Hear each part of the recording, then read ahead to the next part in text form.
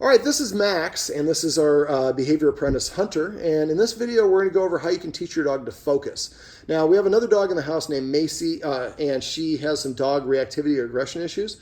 So this is an exercise you can do to redirect your dog's attention or focus away from them. Most dogs' focus works against us. They're focusing on the squirrel, the butterflies, the birds, and all the rest of that stuff instead of what we want them to. So basically what Hunter's got is he's going to show us his hands. He's got one treat in his right hand, and he's got about 12 treats in his left hand. He's going to make them both look uniform and put them on the edge of his knees. And I usually take the one in my right hand and I kind of pinch it between my thumb and forefinger and I press it up against my knee. I would recommend not putting it over across your knee. And you see that Max here is going to be going straight towards the source.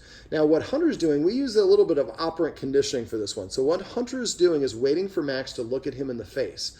Max does not know that yet. So Hunter is watching him like a hawk. Now if you do this, it can be just a quick eye dart. It doesn't have to be a whole shift.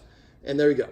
So as soon as the dog looks at Hunter's face, he immediately raises it to his nose and then goes in a straight line from his nose to the dog's mouth. And then we're saying the word focus. Now, what we should see as we practice this is Max looking up at Hunter's face quicker and quicker. So it's 1 second from the knee to your nose, and then 1 second from your nose to the dog's mouth to begin with. So, and we're already starting to see that Max is getting a little bit faster at this. Now, there we go. Now, if your day's got a nice little drool bubble there. And so don't wiggle your hand. Don't call the dog. Just wait for your dog to look at you. And the first couple times you do this, you don't want to do it where there's a lot of distractions in the house. Eventually, you can use this amongst distractions. There you go. So it's 1 second from your knee to your, that was a little bit slower for Hunter on the second movement, and that's where we eventually want to get to. But Hunter's going to show you what we're going to do for the end result on this one.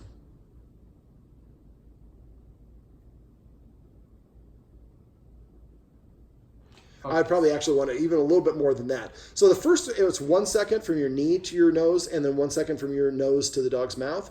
Eventually, it's going to be 1 second from your nose to the, or 15 seconds from your nose to the dog's mouth, just like he is there. Now, if you go from 1 to 15, a lot of times the dog would just start lurching for the treat. That's why we go all 12 treats, 1 second from your nose to the dog's mouth. So it's always 1 second from your knee to your nose, and then eventually, that's a pretty impressive bubble, then it starts getting longer and longer as we're doing it. Now, the way I usually do this is that all 12 treats, 1 second up to my nose, 1 second to the dog's mouth. And you can go back to 1 second after this one. And so you do that for all 12 treats until the dog's pretty much just staring at you the whole time. The next step is we go to 2 seconds on the second movement. So there you go. And if he nudges you, or just waiting, there we go. 1 second, and then 2 seconds. And then we say the forward focus, and always say the command word after the treat goes in the dog's mouth, this exercise and any other exercise.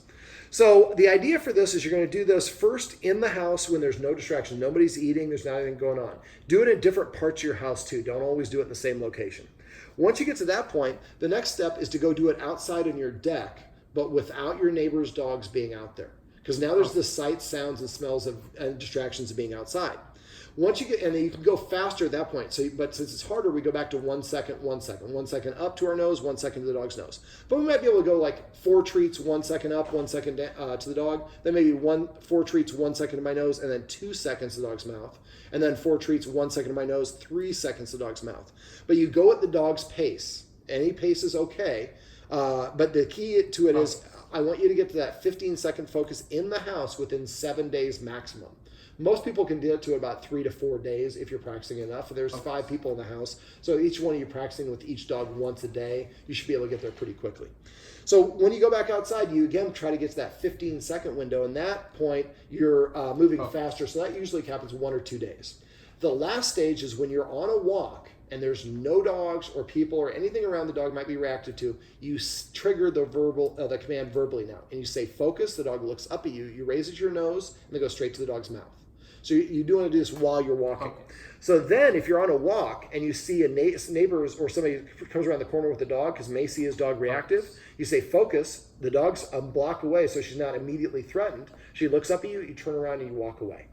So it's a nice way to redirect the dog. Now the reason that I teach it differently, most of the people hold one up to your temple, This is how most dog trainers teach it, and see how he looked up immediately.